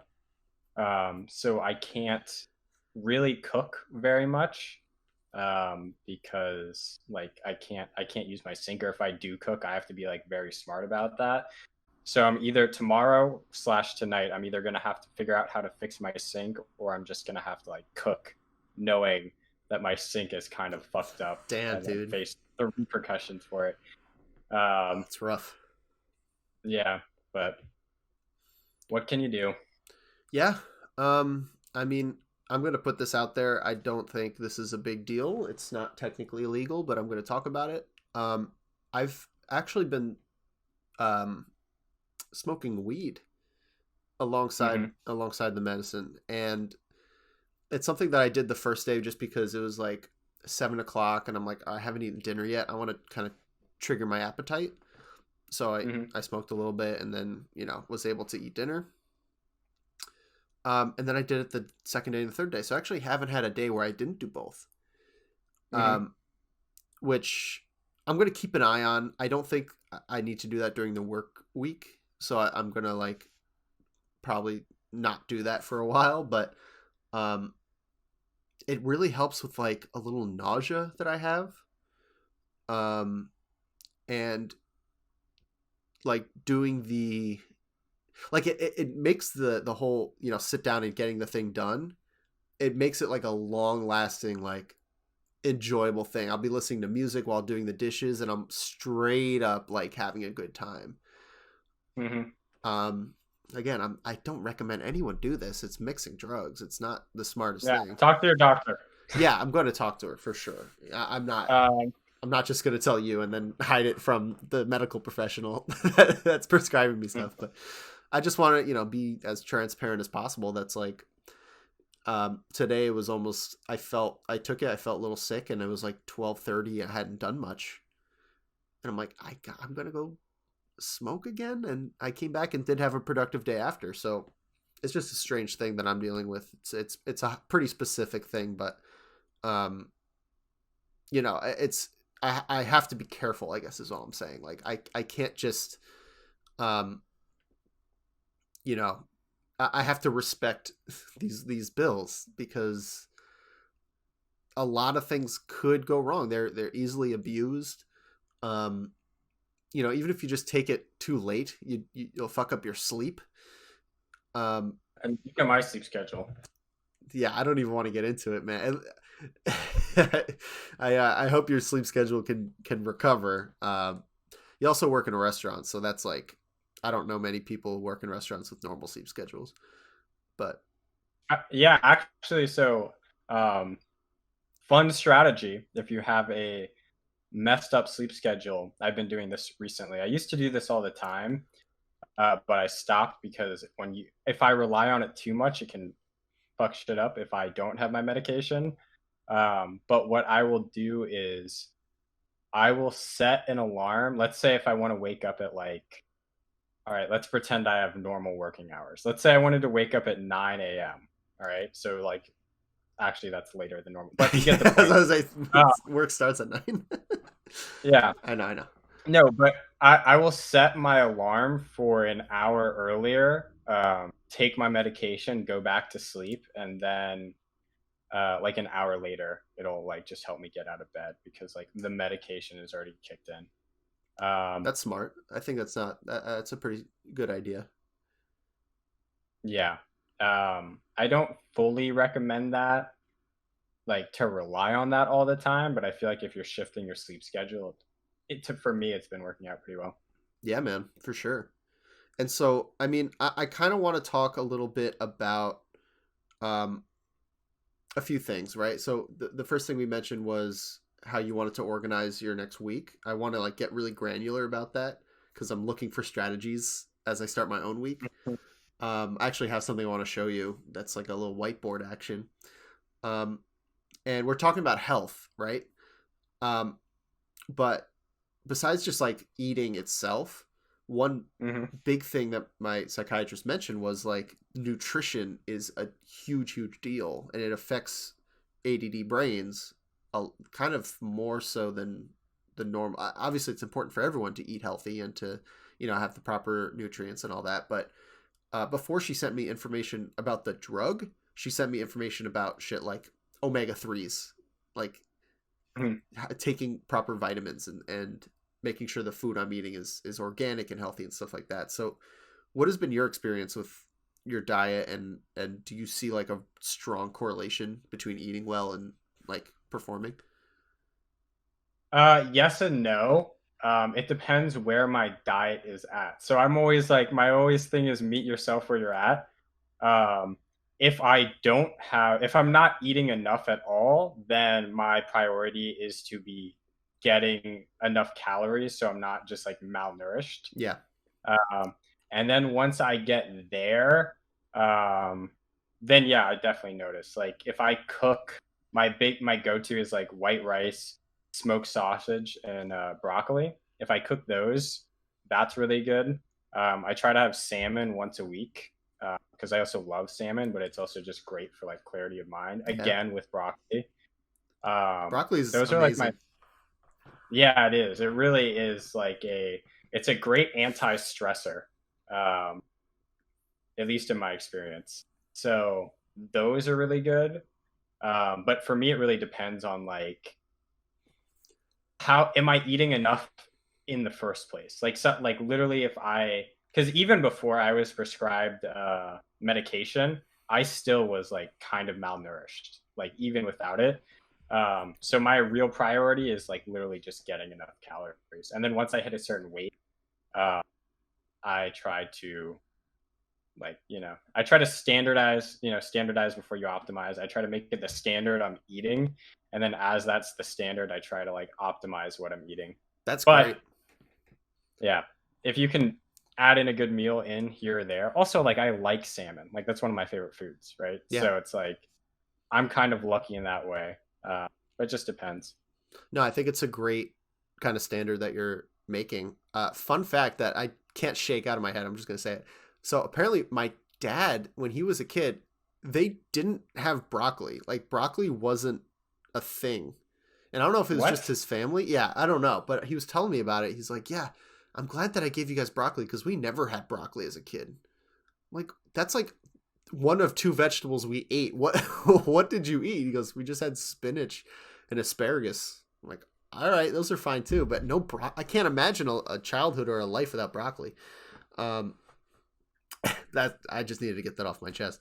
But yeah, I mean, honestly, the big thing that I've been thinking about all the time is like, I'm not hungry, but I could eat some mac and cheese right now. You know what I mean? Mm-hmm. So it's like, it'd be 3 p.m. or something. And I'm like, I didn't eat anything. I need to eat.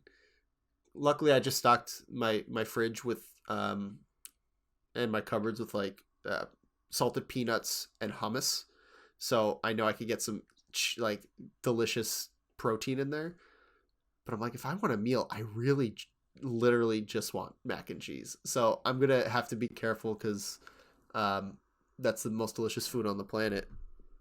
And I guess that's just something we're going to have to keep tabs on. You know, there's only so much we could talk about it now, but over time, you know, I don't know if you saw my tweet, but I accidentally bought 30 bananas because I did. Was that the Instacart thing or something like that? Yeah, I bought 5.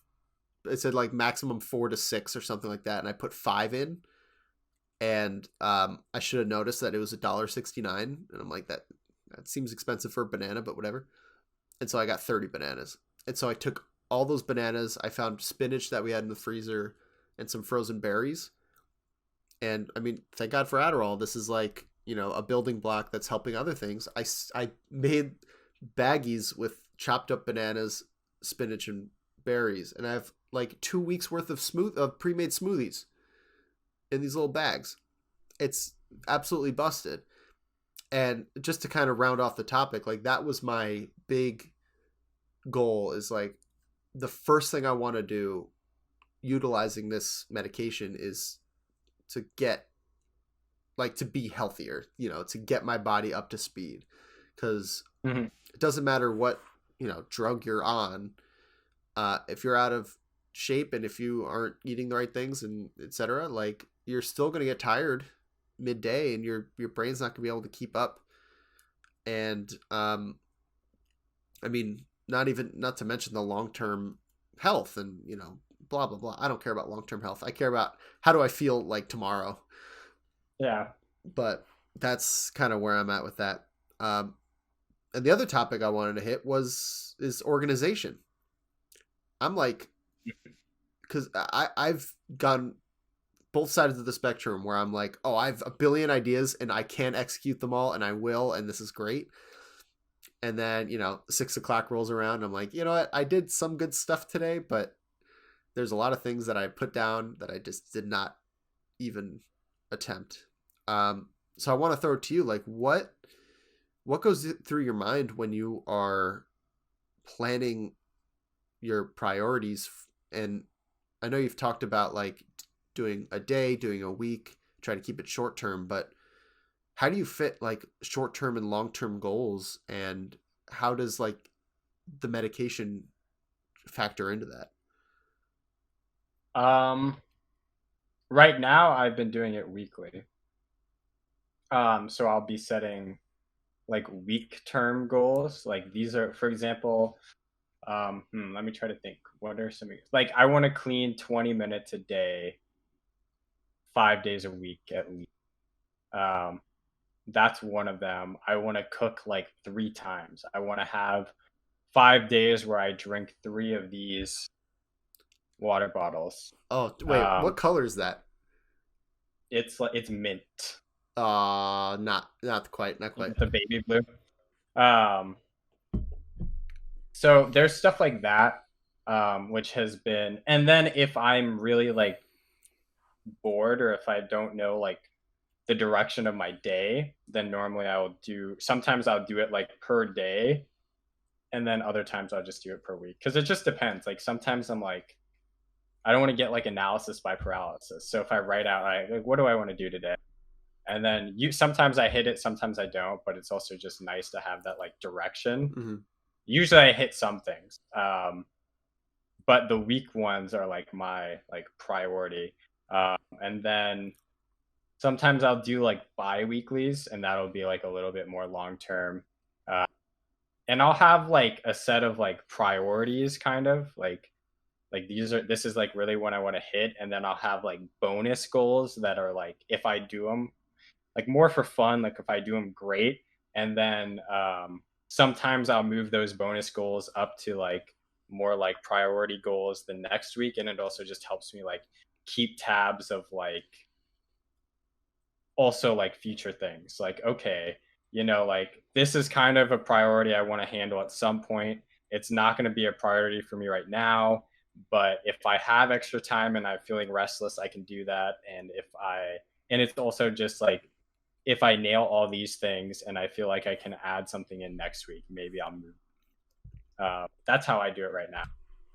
But I rarely ever nail a week, but I'll normally do like 75% of everything I set out to do, which I'm fine with. Unless the 25% is something that is like dangerously, get your taxes in on time, like something super yeah important. No, that's exactly, that's right. Actually, that is literally one of my examples. I actually did it.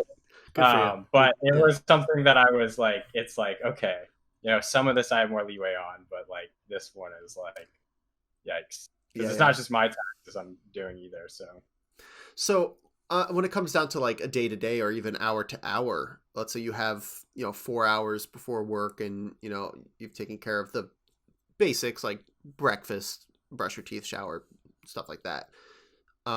How do you handle that? I've always felt like large chunks of time have been my biggest enemy my entire life. And so now, no, I know exactly what you're talking like, about. dude, I used to hate days off. I still kind of do. Like a random day off, like on a Tuesday or something, no one else is off. I have the house to myself or whatever. Would just throw me into despair. How do you handle long chunks of time where you want to be productive, but the temptation to slack off is so large? It depends how stressed I am. I think it's usually what I'll do is, so I'll set a timer if I really want to do something, or that's when I'll write like, all right, this is what I want to do. Just because that will like kickstart me into like doing things, especially if I'm just bored. So that's one thing.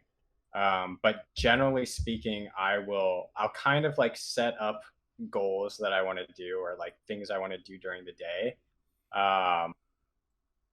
But I'll make sure that I have some space to work with in between.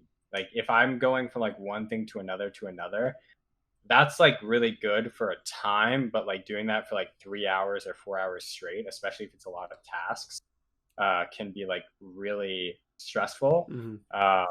So normally I would set up like something I want to do, something that's fun to do, eat, and then I'll literally be like, all right, for like the next 30 minutes, I'm just gonna like let myself like literally do nothing or just like chill out, or rest, and then that way I'm like more refreshed. But there's definitely like, I think that's a lot different to me than having a day where, like, for example, if I have work at 5, then I don't feel like I feel like that's different than like having a day off, because at 5, to me, I'm just like waiting for that work, like I feel like things start at work. So that's when I'll usually do things where I will set a timer for like, I'm going to do a task, and I'll like literally set a timer on my phone. And then I'll be like, all right, during this time, I will like just allow myself to focus on this thing. And that way, and then afterwards, I'll like think about, because I don't want to like be thinking about, oh, I have work in an hour or like 3 hours from now when I'm doing something. So if I set a timer, I've heard this helps with ADHD a lot, mainly, and even not ADHD, but basically just moving from one task to another, it makes that task feel like it's like finality, like it's done. You can like move one to the other more. You get like less residue. So that's another thing that I do. Mainly if I have something that like I'm excited for or anxious about, or like a set in stone thing, I set up timers so I can break up my day instead of just feel like I'm waiting. Or sometimes I just wait. That happens too. Yeah, I resonate with a lot of that. I would probably really struggle in a work environment that had different call times. And I can see that being like its own hurdle. It's like, it's hard to get into one specific routine. Rather, you have to get into like a ritual that can be performed at any different time depending on the circumstance. And so, yeah, I think that's a helpful thing to hear, because even though technically I start work at 9 and end at 6, sometimes I'll have a meeting at noon, and sometimes I'll have a meeting at 2. Sometimes I won't have any meeting. And a lot of the time, if I have a meeting in half an hour, this is pre-medication or diagnosis, I'll end up just like, all right, I have a meeting in half an hour, and I'll just do I'll play video games for half an hour during work, because hey, I can't get any work done in half an hour. I need 2 hours to do whatever task. But I think when it comes to these tasks or kind of long term, I guess maybe a better term is mission, because it's like something like writing or something like research. Like I do analysis and research for my job, where there's 0% chance that I could do 100% of the work in one sitting. That's just not how the work goes. You do as much as you can for chunks at a time. And so I think timers are something I'm definitely going to be playing with a lot. Just say like, hey, let me work for half an hour. Go for it. And then, 10-minute reward or 10-minute break. Or, I'm just throwing times out there. That's something to experiment with and really turn into like a weapon, where if I can hone in on the focus that I know I have, aided by this medication, then I can really like carve out a nice day and get, the things done. And this kind of turns into a huge problem I've always had, and something I'm sure that you're good to talk to about. But we talked about short-term goals, but long-term goals was one of the first things I put in my journal. Is like, I'm so tired of not being able to have long-term goals and not even understand what they are. And if I do have them, it's like one that I put on an impulse, and within a week I'm onto a new long-term goal. So, obviously it's difficult for anyone our age or in our age group to be fully self-aware of what they want their life to be. And there's a lot of problems that, come across with like society, capitalism, blah, blah, blah, blah, blah. But in your experience, how do you deal with, working towards a long-term goal, like figuring out what those are even, and, the ways to make it feel doable or, not so overwhelming? Well, I'm pretty terrible with long-term goals, first of all. So I'll get that off my chest right now. Then we both are. My only real long-term goal right now is to make the marketing thing a real career. But that's also because like I don't have a college degree. I really don't have many other options, if I'm being honest, or avenues. Like this is like one of the fields that I have a skill set in. And besides that, I've been just working in a restaurant. So that is my long-term goal right now, which is a career goal. And that is, it's a little bit easier because I work with people like you guys and Walt and like just other people. Like, so that's a collaborative effort. So that's one. And in that case, honestly, I think it really depends on like where I'm at. Like normally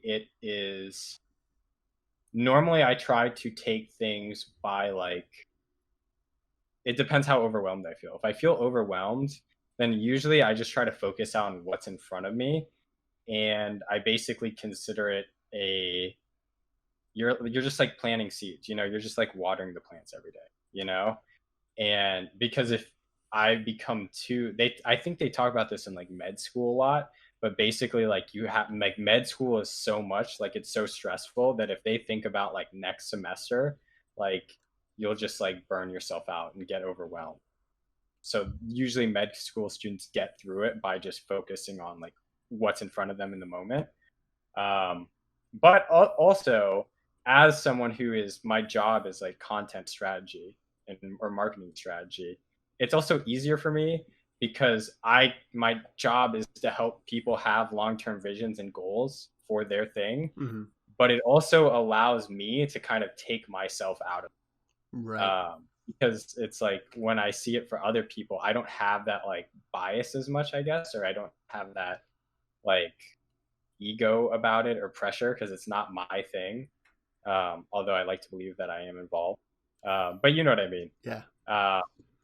Your identity isn't wrapped up in it. It's a Yeah, job. exactly. Right. Mhm. It's something that I'm like happy to work on. But yeah, exactly. Like if I do my own content, then I'm much more careful with myself, if that makes any sense. Yeah. Uh, because I've seen the mental traps that people fall into. Um, so there's that. But normally long-term goals, like for example, one of my long-term goals is to be more fit, right?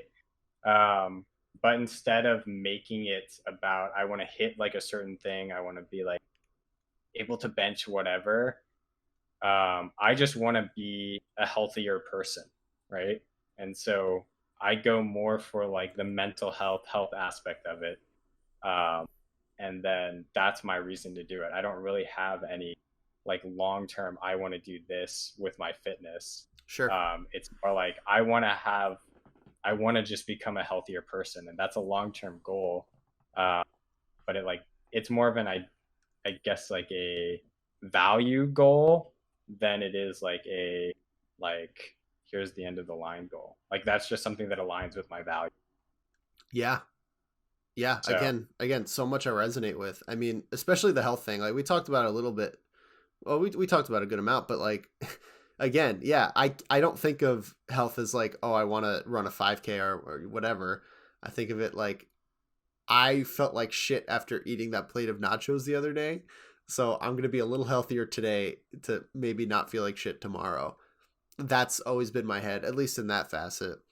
And in content creation, I mean, this is where I feel like I'm finally in a position to like sit down and legitimately craft out a goal, because yes, I kind of was a little sprinty today. I literally made 2 videos in a day, which I don't think I've ever done. And that's entirely attributed to Adderall. But, you know, as I zone out or zoom out rather, and look at, you know, what things I like and what possibilities are out there, you know, I'm starting to hone in on like something we talked about too, which is, you know, finding an editor. I think one of my first long-term goals I want to put out into the world and like really start working towards is I want to be able to build a channel or a platform or a brand that makes enough money to hire an editor, you know, okay. which takes time.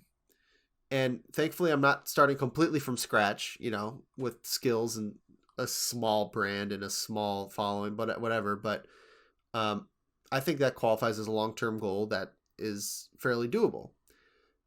Now it's just a matter of like putting in that, you know, watering the seeds every day and understanding that every time I'm going to edit, it's for the purpose of eventually not needing to edit anymore. You know?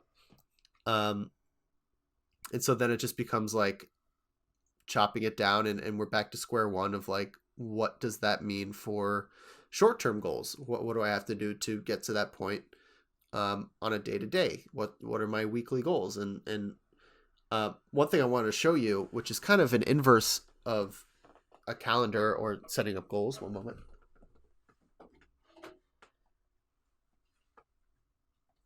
It's going to be the whiteboard. It's a whiteboard, and it's reversed, and I know it's reversed, but you could see enough that it says Monday, Tuesday, Wednesday, Thursday. It's on the right, but this is actually, you know, when you're looking at it non-reverse, it's on the left.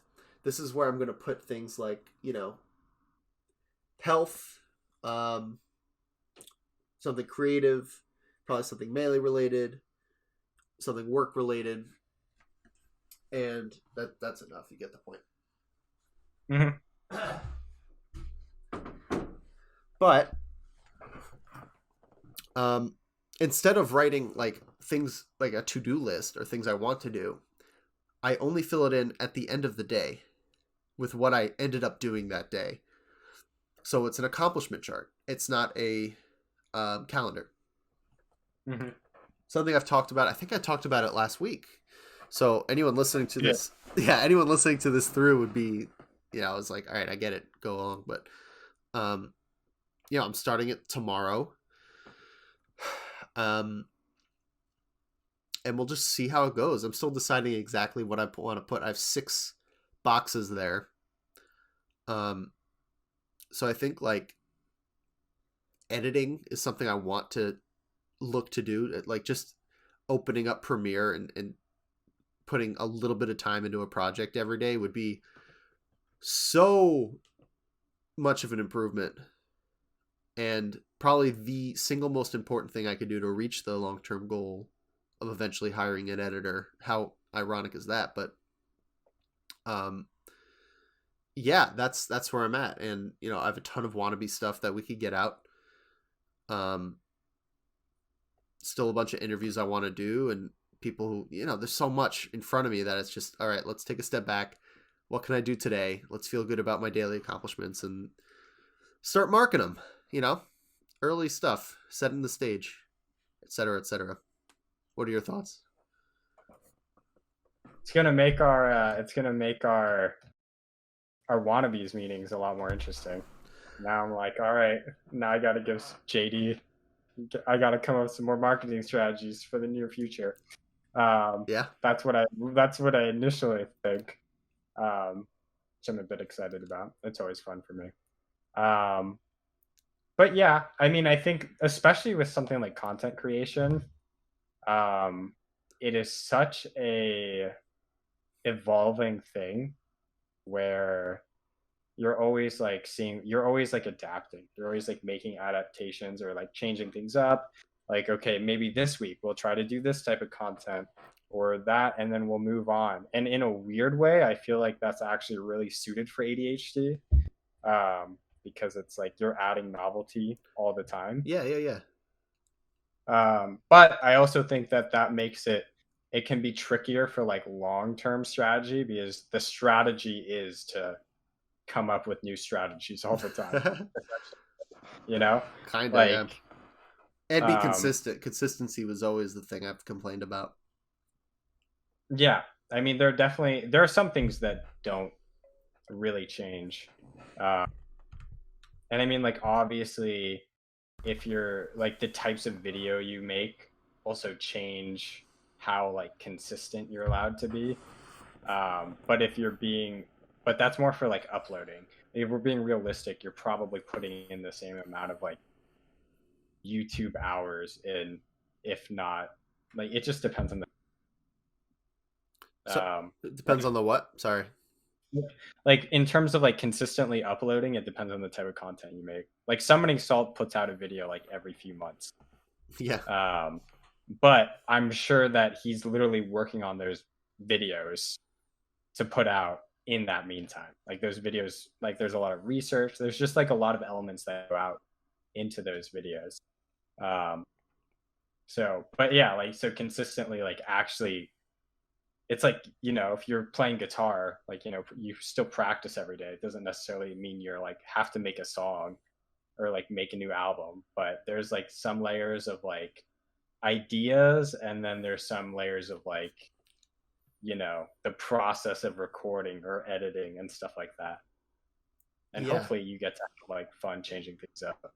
Yeah, that actually kind of dislodged this idea that I didn't realize I was holding on to, which is the dogmatic idea of weekly uploads or timely uploads every etc. And so that's important. I think with the podcast, it's probably the most important medium to be consistent.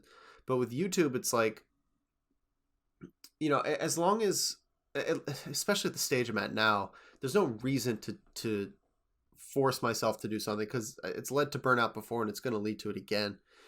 And even though I'm medicated and I'm getting a lot of help, doesn't mean it's a good idea to be like, all right, time for weekly uploads. Like, let's go, dude. It's not the time for that. So I think right now, all I could do is just work to do it every day, something every day, some sort of work. If it's just writing a script, and that's what I did, and I've literally nothing to edit. Fine. All right. Fine. At least I'm writing. Hopefully writing is always something I'm good at. So that's like a thing I could probably churn out in the background and write a little bit here and there as ideas come in. And so there's always something to edit. But I think overall, like, if I could just put a really awesome string of like, yep, edited today, yes, yes, yes, yes, yes, then any results are going to follow.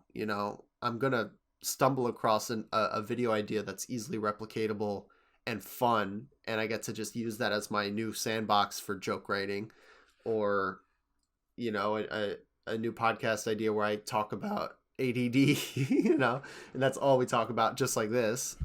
As long as I'm committing to like sitting down and being like, all right, let me work towards this goal today, even if it's just for this 20 minutes of time.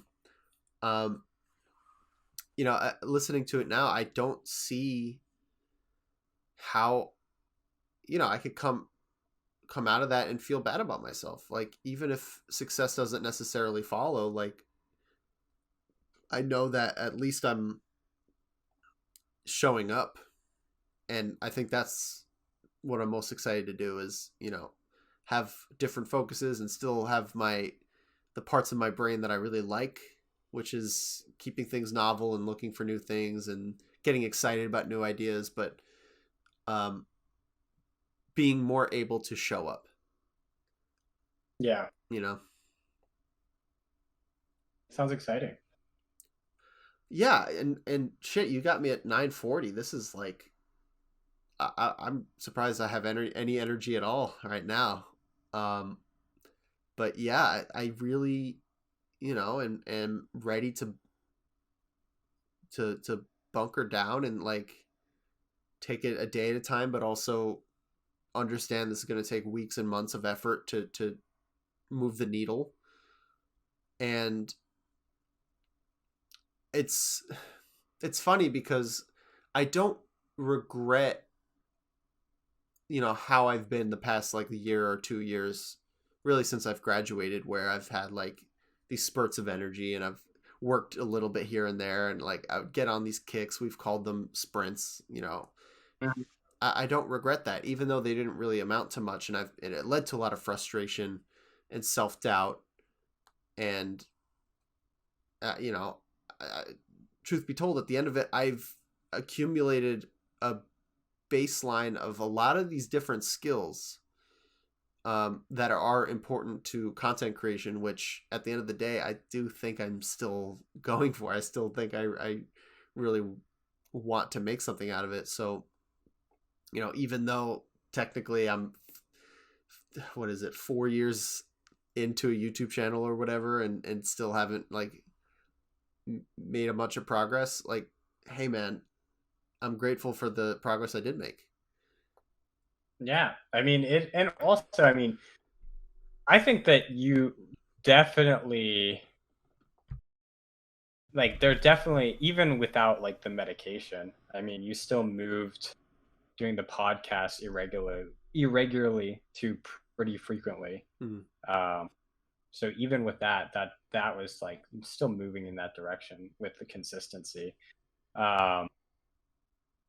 It's really interesting. I don't know. It's really interesting for me operating on medication and then some days like off and then seeing the difference. Because I feel like on medication, there isn't as much of a sprint. And it is more of like, it can be sprinty at times and other times not.